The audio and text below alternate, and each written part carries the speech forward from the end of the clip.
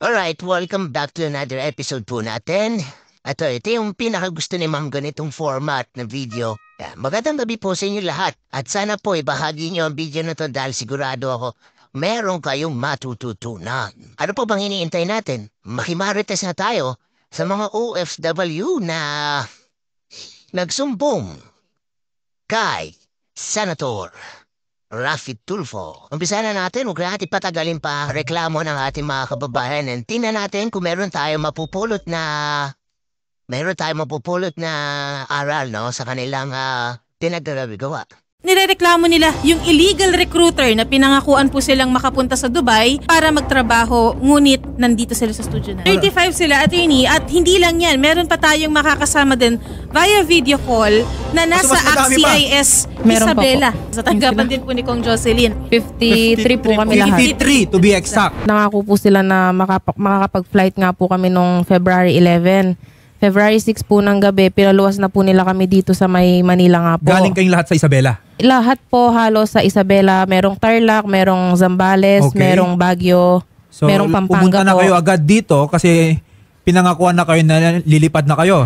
Ano yung mga hiningi sa inyo bago po kayo sinabi na lilipad na? Ano po, pinamedical po nila kami, yung mga PIDOS po, mga OWA, dokumento, mga ganon. Opo, mga Hiningan passport na kayo. po namin, copy po ng passport, resume, tapos pinag-send po kami ng bayad po sa OWA, PIDOS, sa yellow card. Okay, so hiningan kayo ng mga documents, Opo. ng mga requirements, pinagbayad kayo ng mga fees, tapos saan daw kayo lahat Sa UAE po. Ay, assume siya rin, may mga iba dyan, may trabaho na, siguro baka nag-resign na. February 6 po, pinaluwas na po kami. Ang sabi po, February 7, signing of contract po namin. Tapos, February 7 po, nung umaga na sa Pedro Hill po kami, halos maghapon po kami naghintay doon, wala pong contract na nangyari po. Opo. Tapos kinabukasan na naman po, wala na naman din po. February 9, wala rin po. Nung 10 po, sabi po nila darating si Miss Rain. Yun daw po ang secretary nung nasa Dubai. Lagi po kami nagtatanong kay Ma'am Kirina kung nasan na po siya. Ang lagi niya lang po sinasagot ay, papunta na. Tapos nung gabi po, nasa Cavite po yata. Nasa Cavite, traffic daw po, bumalik. In other words, walang ticket. Wala rin po. Inaasikaso pa lang nila. Opo. Pero sinabi na nila nalilipad na talaga kayo. Opo. Sabi po kasi ni Ma'am Kirina, pinakita niya po sa amin, meron na kayong ticket, ito yung first flight na lilipad, yung oras po nandun. Tapos syempre naniwala naman po kami, yung halos sa lahat po sa amin talaga, first timer lang po, walang experience. Miss Kirina Kawilan. Yes, sir. Anong masasabi mo dun sa mga reklamo sa'yo? Actually, sir, isa din po ako sa biktima, sir, ni Ma'am Aso magre-reklamo ka rin? Gusto ko i-clear yung sarili ko, sir, kasi una po, sir, nung November po, sir, nag-search din po ako ng job, ng trabaho po going to Dubai. Nag-pop up po yung name na Riza Dilan. Siya po yung co-worker ko po nung nasa Dubai po ako. Then nagsabi po ako, Hula ko, siya na yung pagbibintangan mo, no? No, sir. Hindi naman. Yes, sir. Sige. Nag-inquire po ako sa kanya. From the start, nandito po yung conversation namin. Interested po ako, sabi ko po na ganyan. Then, nung po sir, nag-usap-usap kami ganyan. Then, dumating yung time na tumawag po siya sa akin. Through audio call lang po, sir. Since from the start, puro audio call yung call niya sa akin. So, all I thought, siya yung katrabaho ko. Hindi rin pumasok sa isip ko na scam po yun or whatsoever po. Then, dumating sa time po, nakita ko po kasi yung post niya na naghahanap sila ng agent na tutulong sa kanila magsusupply ng tao. So, ang ginawa ko po, sir, ni-refer ko po yung isang kakilala ko po at saka yung may naano po ako sa Facebook. Nag-apply din po. Okay. Tapos, since hindi ko din po alam yung sasabihin ko, ginawan ko po sila ng GC. Tapos, doon sa GC po, si Ma'am Riza Dilan yung nag-explain from the start po kung ano yung gagawin. Siyempre, sir, inofferan ako pag may lilipad na isang tao, may 10,000 pesos po ako.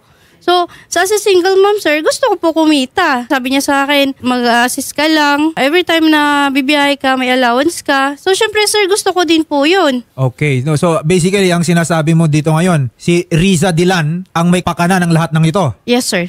Yun nga sinabi ko sa iyo kanina, siya na yung pagbibintangan mo ngayon. No, sir. Hindi ko siya direct na pinagbibintangan ko. Gusto ko lang din po, sir, na matunton po kung sino silang dalawa. Teka lang ha, eto muna. Okay? Kasi ikaw lang naman yung contact ng mga to. Tapos ngayon sinasabi mo, hindi mo ata na-confirm. Audio call lang yung usap nyo nitong si Riza Dilan. So hindi ka rin sure kung siya talaga yung co-worker na kakilala mo. Yes, sir. Tapos nung tinanong ko siya kung pwede kami mag-video call sa isang room, pakita si Ma'am Riza, sabi niya magpapakita daw. Tapos hinihintay namin, wala naman, audio call lang.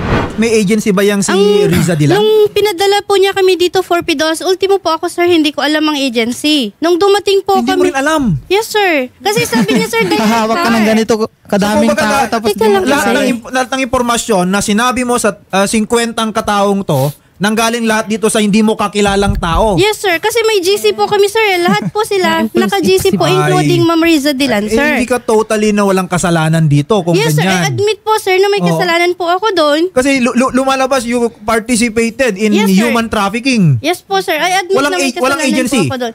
Yun po ang sabi niya sa akin na walang agency, sir. Then, Alam mo rin pala na walang agency. kasi nga po, sir, direct hire po yung sabi niya sa amin, sir. Direct hire. So yan, Magkakaroon po human kami- trafficking. Asan yung pera? Sir, yung mga sinend nilang pera sa akin at sa kakilala ko po, sir, sinend po namin direct yun kay Miss Reyna. Si Ma'am Riza nagbigay ng GCash account ni Reyna Arcala Gabuya. Magkano in total? Yung walang yellow card po, pinapabayad niya ng 400 each. Tapos, yung pending sa medical, pinapabayad po niya ng 1,000. Kung nagpidos na po kami, pinapabayad niya po sila ng 1,000 isa, kasama na daw po OEC. Ito bang Reyna Alcala Gabuya na to? Kakilala mo ng personal? Hindi to? po. Nakita mo man lang yung itsura nito? Hindi po siya nagpakita sa akin, hinahanap ko po siya So ng December. Sinabihan mo sa kanila, hindi mo kakilala, dito nyo ibigay yung pera sabi nyo. niya kakilala niya, sir. Si Miss Riza ang kakilala ko, sir. Yun ang sinabi Hindi, ko. sabi mo kanina, hindi mo rin talaga nga, siya sir. kakilala. No, ganito yun, sir. Kakilala ko si Ma'am Riza from her name kasi naging katrabaho ko. Hindi ko akalain na yung nasa GC namin na Riza is hindi pala siya yung katrabaho ko. Sir, yung Riza Dilan po kasi ang gamit niya, Facebook account, dami account lang po yun. Sana po sir, umpisa pa lang, nakita niya ng dami account yun, bakit siya nakipag-dealing doon? Yun na nga. Diba? Kasi madadawit ka talaga dito. Yes, sir. Attorney, meron din po nais sabihin yung mga taga-ACT-CIS Isabela. Oo, kausapin natin po, no? Si Sir Jepoy Jose. Sir Jepoy, magandang hapon po. Yes, ma'am. Sorry, good afternoon po. Ayan, Sir Jepoy, no? Si Attorney JV nga ito ng ACT-CIS. Ayan. Sir Jepoy, baka may dadagdag ka, no? Dun sa mga na-mention na ni na Miss Masangkwe kanina. Yes po, sir. Bali, ganito po kasi yung nangyari dito sa sitwasyon namin, Sir JB. Ang agent po na recruit sa akin is si Mary Jane Jose Natividad. Ang transaction po namin nung una, from start medical hanggang PDOS, lahat ng mga pera dumadaan kay Mary Jane and then pinapasa daw ni Mary Jane kay Kirina Kawilan. Okay. So dito rin niya binibigay, dito sa nirereklamong si Kirina. Tapos ngayon, ang pinagtataka ko po, ang naka-indicate dun sa PDOS sa certificate namin nung una is Edprovon ang nakalagay. February 13 na po, kinutuban na po ako kasi nga wala namang nangyari sa accommodation kaya ang dami-dami namin nun. Walang napapalang flight, tapos biglang nag-revoke daw kami ng flight ng 11. Sabi mo kanina, pumunta ka dito para linisin ba o linawin ang iyong pangalan, parang mas lumala pa. Magandang hapon po, Attorney James Espino. Good afternoon po, attorney. Ano pong masasabi nyo, no? Dito sa insidenteng ito? Ayon sa narinig ko, talagang may illegal recruitment na nangyari. Yung mga biktima naman po ay imbitahan po namin dito sa tanggapan po namin para matulungan po namin sila. Ma'am, are you willing? Siyempre, itong mga lumapit sa amin, we will help them na pumunta dun sa NBI Anti-Human Trafficking. Yes, sir. Ikaw, kasama ka for sure sa irereklamo nila. Yes, sir. Pero are you willing na mag-cooperate dun sa gagawing sir. investigasyon? Yes, sir. Ha? Willing po ako since nung hindi pa sila naka-flight, sir, nandun ako sa tabi nila lahat. Kahit nung naghanap ng agency, kasama nila ako, sir. Kasi una sa lahat, sir, wala sila dito yan, sir, kung hindi din dahil sa akin. Kaya hindi ko sila iniwan from the start na walang nangyaring flight. Precisely. Okay? Wala sila ngayon dito kung hindi dahil sa'yo. po sa akin, kaya hindi ko po Okay? sila iniwan. Hindi rin naman sila na biktima, hindi rin sila naloko, kung hindi po rin naman dahil sa akin. sa'yo. Opo. Okay? Kaya sabi ko sa kanila po, makiko-operate po ako. Actually, sir, may GC kami. Nagbibigay si Ma'am Riza ng instructions. Sana na doon pa lang din naman po, sir, naging mapagmatsyag na rin po sana sila. Hindi lang yung dito na kami isisisi sa So, akin. ngayon, Diba, sir? sinasabi mo, hindi rin nag-conduct ng diligence ng mga to. Yes, sir. Ma'am, okay. Ikaw So yung may pasahan na contact tayo doon. ngayon dito. Hindi, sir. Shari. No. Kasi other than that, ikaw naman kasi yung in direct contact doon sa mga sina Riza Dilan, yung kay Reyna Gabuya. Yes, sir. Okay? Ang sinasabi mo ngayon, parang ikaw, you were just an accessory to what happened. No, hindi pwedeng ganun lang. Kasi in the first place, ikaw lang naman kausap ng mga to. Kung may obligation, ikaw dapat. So far, Shari, nung nakalap nating information, malinaw naman na may nangyaring kalokohan dito. Okay? Illegal recruitment. In fact, human trafficking. Okay, you are sending people abroad. Direct kayo yung sinabi mo kanina, di Yes ba? po, sir. Yun po. Not through an agency na accredited by a proper government entity. Okay? So there is clearly a crime here. Okay? Dito, ang linaw-linaw mga biktima natin dito. Nandun pa sa Isabela, naka-video sir. call from Isabela. Okay, ikaw talaga yung idadawit nila dito. Yes, sir. Ha? Kaya So, po, andito ako sa we kanila will assist sumuporta them. po. Opo. Okay, we will assist them in filing the complaint, Shari. Okay? Yes po. It's up to you, no? Pero I highly recommend na ikaw mag-cooperate ka rin. Yes, sir. Kasi mayroon ka ring version na ikaw yung biktima ka lang din dito. Yes, sir. Ito ba yung first time?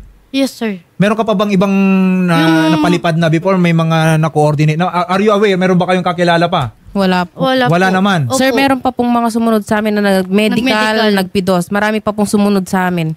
Pero bukod wala pa sa pong lumipad. 53. Opo, wala pong lumipad. Ito po yung first batch na inano ni Ikaw ba Ma'am may Riza. natanggap ka sa mga, di ba sabi mo kanina, bawat tao may referral fee, parang ganun, may commission ka. Yes, sir. Magkano natanggap mo? Pagka makaalis po sila, sir, pag makalipad po, bibigyan po niya ako ng 10,000. So ngayon, magkano na natanggap mo? Allowance ko po, Magkano? nasa 20,000 po. Ang masakit dito, attorney, nagsiresignan pa sila sa trabaho.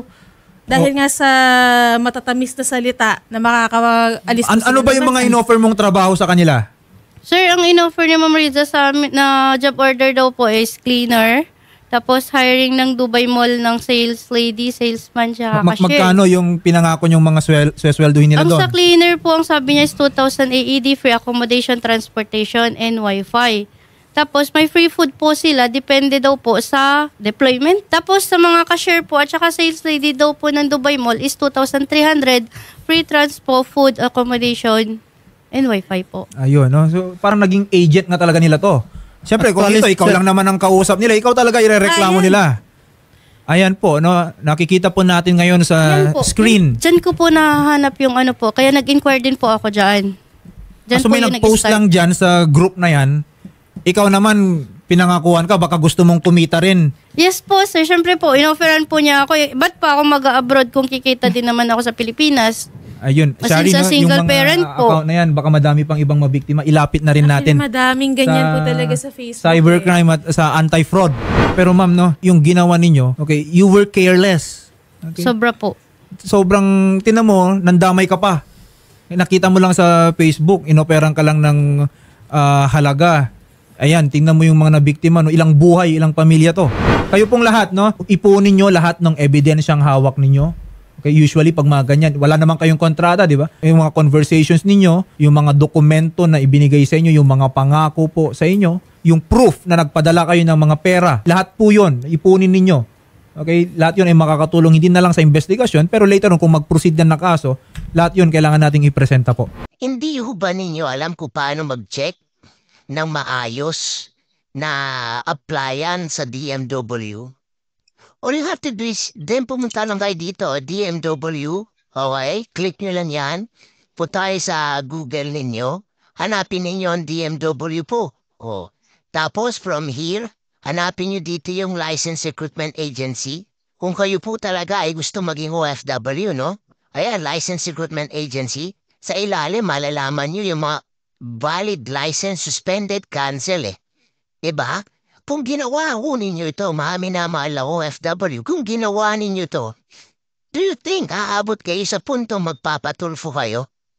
Ha? Do you think aabot kayo na magpapatulfo pa kayo? Them, I do not believe. Diba? I do not believe kung alam ninyo yung proseso. But wala eh. Imagine this, umabot ng 53.